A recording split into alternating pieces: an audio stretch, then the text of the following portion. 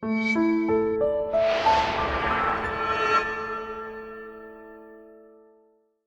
everyone, I'm Captain Logan, and today I'm going to talk a little bit about Ghostbusters 2, Ghostbusters 2016 reviews here on Geekvolution. What are you crazy people thinking? It's dogs and cats living together. You know the drill. I decided to go ahead and talk about this on my own. Manos already did a review of his own because I thought some folks might be kind of interested in what I had to say about this. Is it really relevant to folks as much a couple weeks after the fact? No, probably not. That's okay. I was on a little break. I took a hiatus, and I'm back now, and I had some things to say about it, and we didn't do a spoiler cast, and my takeaways with this are a little bit, really quite a bit different from Manos's, and so I thought it might be cool to have another perspective.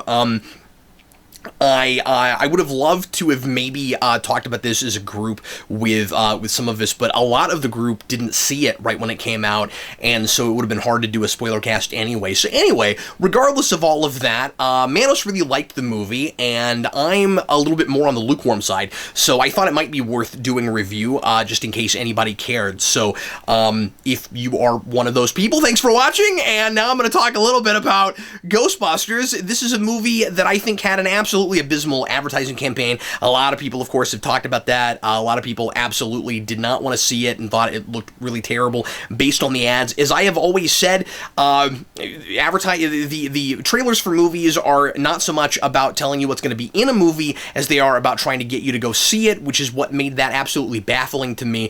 And I really thought that the only way I would walk away really liking this movie is if all of the raunchy stuff was in the trailer, and if it made, and at the very least, if it made more sense within the context of the film. And both of those things ultimately kind of turned out to be true. I think the joke that grossed me out or repelled me the most in the movie is not in the trailer, but beyond that, most of the stuff that really would have pushed me away, I saw in the trailer. So I guess I kind of appreciated that, and I have to give it.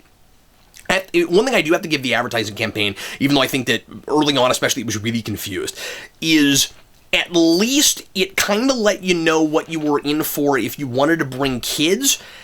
I guess I don't love the fact that it was advertised as a really, as kind of a raunchy comedy. I think it was, but was advertised, but also was really merchandised real hard to kids. That was the thing that bugged me a little bit about it. But then I saw it, and not only was surprised and excited that it wasn't nearly as juvenile. There wasn't nearly as much juvenile humor as I expected there to be, but it was kid-friendly enough that I actually took my 6-year-old. Some people might think I'm crazy for that, but I thought that most of the adult stuff, there's a couple things.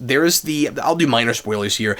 There was the, not a big deal, a couple weeks after, there was the middle finger joke that just went on too long for a thing that's kind of merchandised to kids, I think. And there's stuff in that first movie, certainly also, that you wouldn't really want your kids going around doing or saying, but that was a joke that I was just like, did that have to linger so long? That was the main one. Even the fart joke, which was totally unnecessary, and I really wished wasn't there. That was a thing that my kid didn't get, because it wasn't just the fart joke, but the joke that happened right after it, which I think is kind of the lewdest thing in the movie. But he wouldn't have gotten that at 6, so it wasn't a big deal. It's not like he's going to go around saying it. But anyway, it was the thing with my son. I almost feel like I have to explain myself now. But the thing with my son is he loves Ghostbusters and he loves movies with female protagonists, and I just knew he would really like this movie, and if I was right and the adult stuff didn't really hit him at all, it would probably kind of be okay. And it was. He really enjoyed it. So ultimately, let's just get to the meat of the thing. What do I think about this movie? Do I like this movie? I was excited and not hated. That was my big thing, and I think that I kind of adjusted as I think a lot of people probably did. I think I adjusted my expectations based on those trailers, and there was really nowhere to go but up from there, which I don't mean to use to like totally demean the movie, because there's stuff in this I really enjoyed, but is it a good movie? I don't think ultimately it really is, but it's a fun movie. I don't wish I hadn't seen it, and I liked it enough to go a second time. So it's one of those things where, like, if I was going to sit down and do an analysis and do a real critical review, there's all kinds of things, of course, that I could pull apart, and I could talk about how it's, a lot of things that people are saying. I mean, it's obviously a really unnecessary reboot. I don't even know what that means. I don't know when a reboot is necessary. I guess you might feel like this brought something so new to the table that I'm glad we have it on top of the original, where it made it so fresh and new again that it's like it's like a totally different thing, but still it makes sense to be called what that original thing is called. This is really not that. At the same time, I'm impressed with it. Like, I don't know what it could have done. Is ultimately my thing, where I'm like, it relies on nostalgia, certainly, to a degree, but a lot of the nostalgic stuff it's doing was cleverer than I expected, and was sometimes more innocuous than I would have thought, and it's not a carbon copy of the original. It doesn't just totally repeat that. It has its own story. I mean, it's got the brush strokes, but it has its own tone. I think it has a consistent tone. I think it has. This is really weird, and I don't know if this makes any sense at all. I think it has inconsistent comedy. Some of that's just if you think it's funny or not. I think the comedy's pretty inconsistent, real hit and miss for me. But I felt like tonally, it kind of found a place, and it's and it is its own thing. It does kind of go its excuse me. It does kind of go its own way. And the comedy, as Ernie Hudson has said, the comedy is different, and I don't know if that's Ernie Hudson's like really diplomatic way of saying, it's not what I would have wanted. But he's right. It is a very different kind of movie, and at the end of the day, not really my cup of tea, and yet there were a lot of things that I laughed at and thought were pretty funny, and things that just in general I was surprised by and really liked. And like I said, I think my expectations were super, super low. But yeah, I think it's important to say that not only did I see it again, I think I would watch it again. I don't know if that means my standards are totally in the floor, but I would. This is just me talking based on my taste and stuff. But I'm surprised to say that regardless of how hit and miss the comedy was, I think I would see it again. I feel like I'm having a very different reaction from a lot of people because I'm hearing. Some folks, of course, loving it, like Manos. Some folks absolutely hating it and thinking it's just as bad as what the trailers led them to believe it would be. But most of the people I'm seeing are kind of like me, where they're in the middle, and yeah, we're like it's just okay, and yet. Things I liked versus things other people liked seem to be really different. The big takeaway I'm hearing from a lot of people is. The four girls don't really have any chemistry at all. I don't like any of them very much, but this is other people talking, but other reviews I've seen, but I really liked Chris Hemsworth. And I'm kind of the opposite, which is really strange. I agree with Manos and other people saying Chris Hemsworth is having the time of his life and really excited to play against type and having a lot of fun with that. Oh yeah, that's true. I don't get it. My whole thing is just the joke's not funny to me. Again, some of that is certainly subjective. It's gonna be, you're either gonna get that and it's gonna be really funny to you or not. But that was just a joke that wore thin real fast to me. And then the. And then the main or excuse me like the straight man Ghostbuster whose name Jillian I think her being really enamored and infatuated with him seemed like kind of the obvious way to go and it just was never super funny to me. He had a couple moments that I guess I laughed at, but that joke overall to me it felt like it was too like a real world in the know thing where like it's funny because it's that actor, not so much because that character himself is funny. And I should say that I gotta take this on the terms of a cartoon, because I really feel like it's kind of a cartoon, where everybody is really super exaggerated, and a lot of people don't act like real people and don't make sense, but it is consistent about that.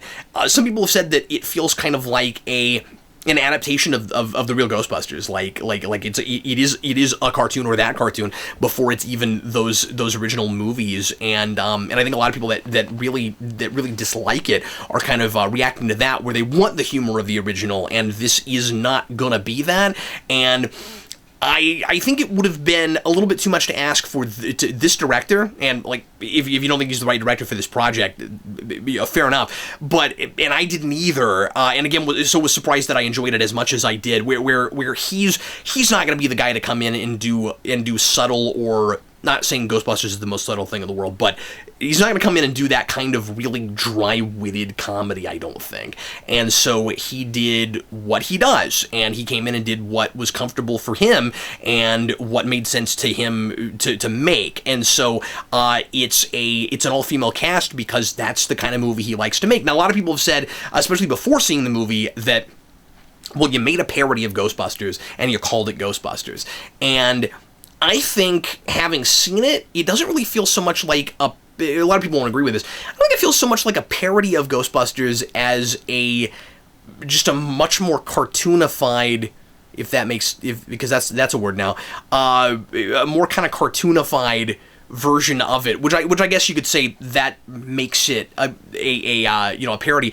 But I didn't feel like it was making fun of Ghostbusters. I felt like it was just going really over the top with it, which I think is kind of a different thing. Like the best thing I can say about this, and by the way, I honestly think it's better than like both of the recent Ninja Turtles movies, and stuff in that vein, is the people making this movie seem excited to be there and are like working in the Ghostbusters universe. So much tech stuff that they're clearly just having a blast doing, and I kind of enjoyed it for that. I have issues with the tech, which I'll get to in a second, but I thought that the excitement for the material was kind of infectious, and I certainly appreciated it for that. The Ghostbusters themselves, the two that are that are kind of the least important as far as character arcs and thematic things and all of that are my favorites. I really like Holtzman, especially by the third act. She cracks me up. I like her enough I would buy an action figure. And that actress is Kate McKinnon. I hadn't seen her before in anything. I'm not watching current Saturday Night Live, and I thought she was really funny. She's got a wonderful ad-lib line at the end that made me laugh out loud for a long time, and so I like that. Do we know anything about her? Do I have any idea how she got as crazy as she is? No, but then you got the thing during the credits where we kind of keep doing movie during the credits. This is one of those movies, and there's a cameo there, and the cameo kind of maybe helps to explain that a little bit. She's at least got an eccentric mentor. And so anyway, that whole thing was fun. But I gotta say, I was most surprised by the Patty character, who I was really worried was going to be totally just the loud black woman stereotype. And yeah, she is that. And a lot of people are still complaining that even though they give her like the one character thing to break that a little bit, I still was impressed that she wasn't just that, and I actually thought she gave maybe the best performance, which people are gonna think I'm crazy for saying, I'm sure, but I did. I thought she gave a pretty genuine performance, and she was the one. I think Holtzman was my favorite, but she was the one that I would most like to see more from, just because I think she has the most potential for character stuff down the road. I like that. The big thing that's kind of turning that stereotype on its head is that she's really well read, and I expected from the trailer that it would just be she's street smart, she's been around the city a lot, and so she knows New York, like you get in the trailer. But it's also because she reads all the time, and so she has a little bit of Ray in her. She's not just Winston. She also has some Ray in her. Not in that she knows a lot of stuff about the occult, but that she knows a lot about history and she knows about these buildings. And I thought that was really cool. The big thing that Manos and I both agree on the most, I think, is how great it is that these are not just carbon copies of the original, that they're not just analogs. And I really thought that's what was going to happen, and I was pleasantly surprised that you didn't get that. A lot of them are kind of amalgams of different characters from the original, and there's a couple of characters that have a little bit of Ray and a little bit of somebody else, and Holtzman has, of course, the eccentricity of Venkman without the womanizing or the female equivalent of that. That's given to Jillian, but she has the Egon role, and I guess one thing I could say about her character in where she comes from and how you get that way is she seems certainly really antisocial, and I guess this is kind of a stereotype too, but again, cartoon.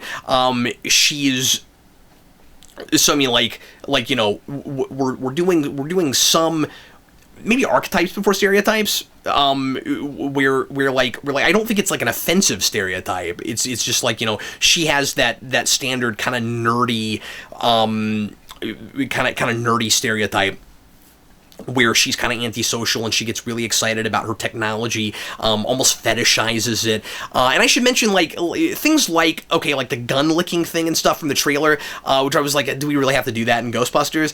In context, I did not mind it as much. Really surprised to say that, but I didn't, because it kind of in context made more sense for that character. And again, there was some adjustment that I made, certainly in going to see this. You're going to have preconceptions, and your perceptions are going to be altered by what you're expecting versus what you end up getting. But a lot of that stuff, again, in context, didn't end up bothering me at least as much. As far as the humor goes, like I said, really hit and miss for me. I think that a lot of the stuff I didn't find funny was maybe scripted, and then the stuff that was funnier was off the cuff. But then there are some moments that drag on where I can tell it's just the actresses doing silly things, and that being caught on camera, and the movie being kind of hobbled together of a lot of that. And some of the actresses in interviews have even kind of said that, and said that they're surprised that they were even able to put together a coherent movie, because to them it seems like it would just be a documentary of this fun, of the silly fun that they had for several days shooting. And there are times where it kind of watches that way, and I think it has some pacing issues because of that, and I think that there are just some scenes that don't seem necessary in a movie that is kind of plotty, especially by the third act. Well, I mean, the third act is kind of your typical superhero ending. Interesting too, of course, that this is influenced a lot by 30 years of superhero blockbusters, and in 1984, we didn't have as much of that, and it was, it was still a big special effects picture by the end, but it didn't. But this seemed to kind of turn into a superhero movie by the end, which I enjoyed more than I thought I would. But anyway, as far as the humor goes, there, like I said, just inconsistent.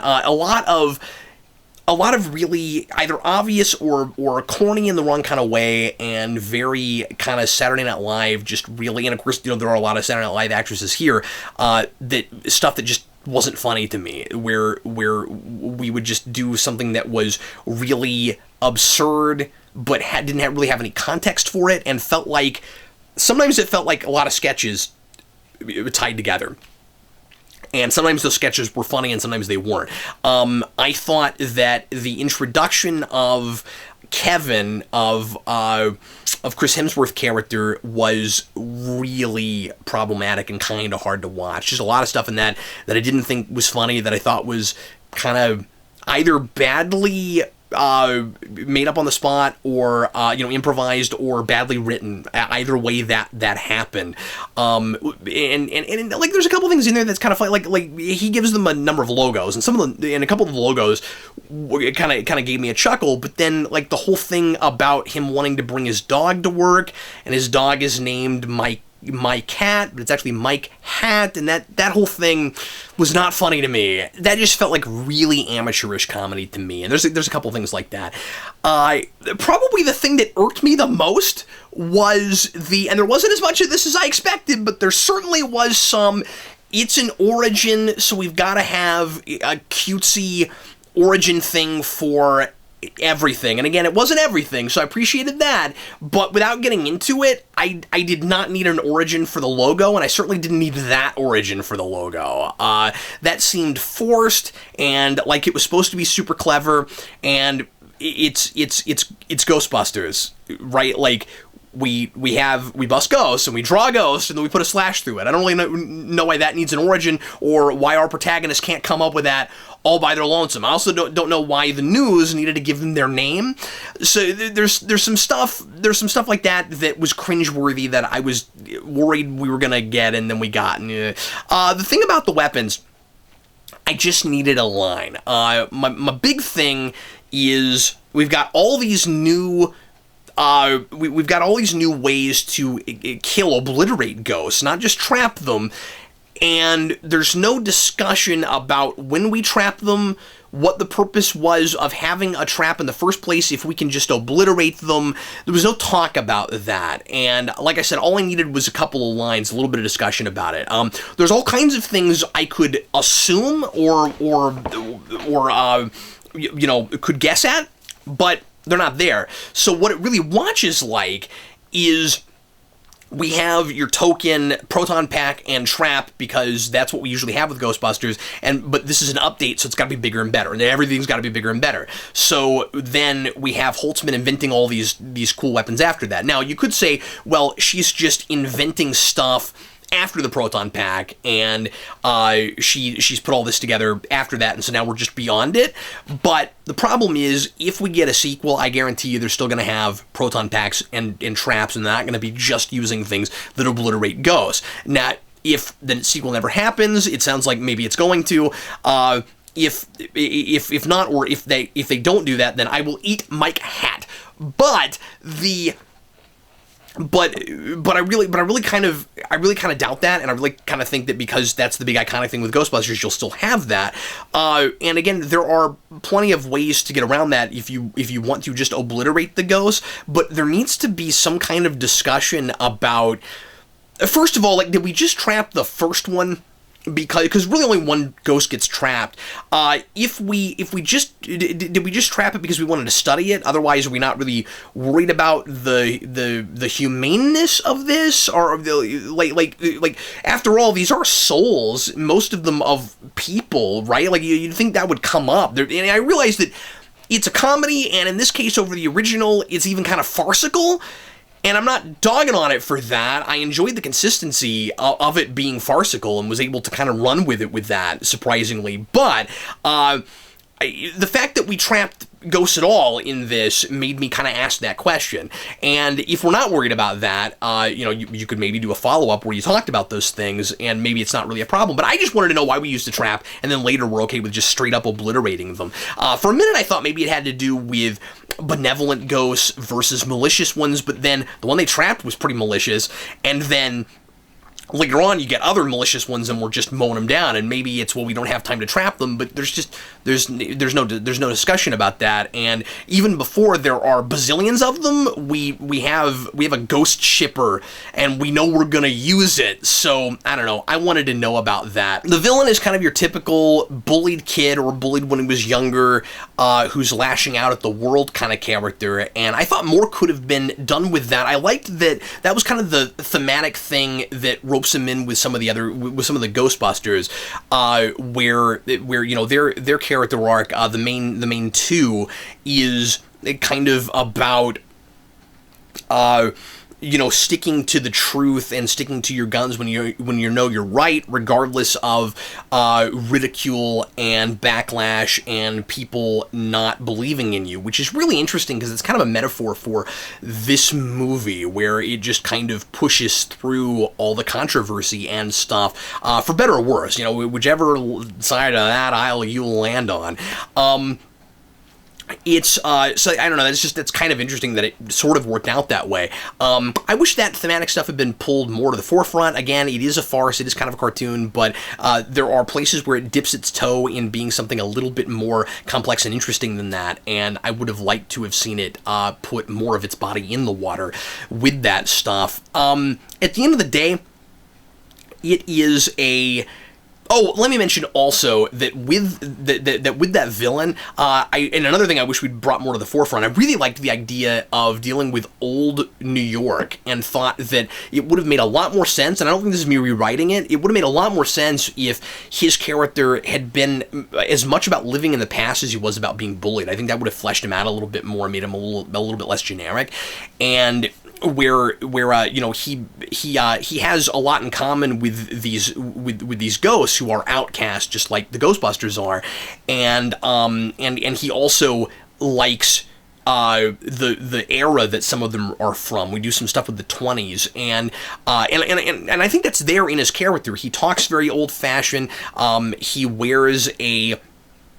He's a janitor and a bellboy, and he wears an old-fashioned outfit, and I don't know if that's the uniform of that hotel or if he just is wearing that because he likes older things.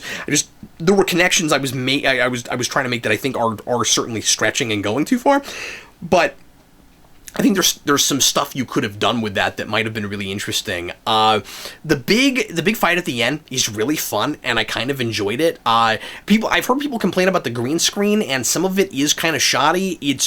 I think a lot of it looks as good as it can if it's going to be on green screen, but I just wish more of that stuff could have actually been shot on location. But as far as the ghosts themselves go, I thought they looked fine. I didn't really have a problem with them. I like the special effects more than some other folks seem to. I don't mean to be super apologetic about the film. I don't love it, but I liked it a lot more than I thought I was going to. I still, at the end of the day, wish it was in original continuity. That's just... That's a personal thing for me. That's a thing that I agree with some other Ghostbusters fans. The fact that they're all women is not at all whatsoever a problem. You know, when this was announced a few years ago, or when it was talked about a few years ago that maybe we would eventually get an all-female Ghostbusters cast that would be in continuity, I thought that might be really interesting. But it's just having to sit through Origin again, really. And again, impressed that it went its own way as much as it did. I think that there's plenty of potential here for doing other stuff. I'd like to see maybe another director get a crack at this very universe and just see what other styles might lend to it. And I think part of the deal is Paul Feig's just not he doesn't make my brand of comedy, really. So we went a different direction with Ghostbusters here, and some of obviously a lot of that kind of humor would have to stay because of the actresses that you have, but I think that there are maybe even other ways to do this, and I also think that you know Ghostbusters is a really timeless thing with humor that still kind of resonates and is still funny, and I think that this one is going to be a little bit more dated.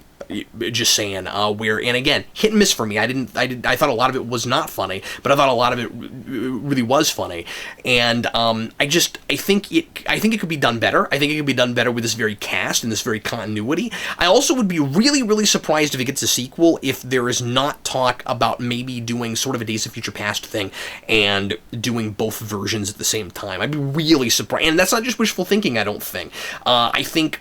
I don't know, my gut tells me that's a thing that Sony, if nobody else, would really like to see happen, probably. But at the very least, if we just stay in this continuity, we never do anything with the old continuity again, I think that there's all kinds of cool things you can do, and the big thing I want to see is finally deal with the franchise bit. I'll finally go forward and have multiple teams of Ghostbusters in different places, and I don't know. I think there's stuff you can do. I'm a little bit surprised that the sequel's being talked about as hard as it is by Sony right now, given that it had an okay but somewhat underwhelming opening weekend and looked like I don't know what the next weekend is by the time I'm posting this, but it really looked like it might have difficulty even making its money back or doing much better than that. So I don't know. I'm a little bit surprised that they're already talking sequel as hard as they are. But anyway, I don't know. I think the way I have to put this is that I'm lukewarm on it. I think I like it, but I don't think it's a good movie. It's certainly not a great movie. I really don't think story-wise I can call it a really. I could even call it a good movie. But I also think for the most part it's just fun, harmless, kind of throwaway summer blockbuster fare. And it really has not been worth all this controversy.